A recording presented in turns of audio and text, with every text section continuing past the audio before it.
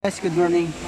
Again, tip ulit natin kung paano magtanggal ng cabin filter at kung nasaan yung location. So sa mga Ford Territory, ganito. Ito kasi year model 2022. Ito lang naman kailangan mo dyan. Ito lang yung tools na kailangan mo. Dalawa. Isang stubby, saka isang Phillips screw. Ito naman yon. So, ito lang yon. Ito kasi gagamitin mo dito. Pang luwag ganun. Wala pa luwag, lagi pa kanan. Itong kabila kasi tinanggal ko na. Ito yun ito para may pakita ko lang sa inyo na ganito po yung pagtanggal yan. So, pa kanan. So, ganyan.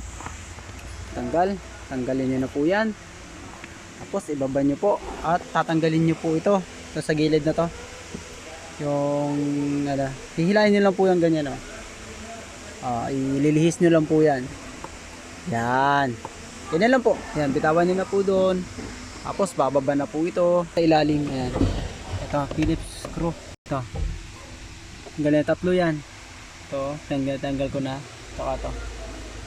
Yun lang. Tanggalin nyo lang to. Ayan, tanggal. Para maibaba nyo to.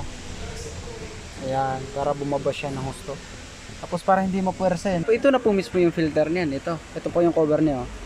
Hilahin ko. Taran. Ayan. Ayan na po, ito na po mismo yung cover niya. Ito na po mismo yung cabin filter niya. Ayan.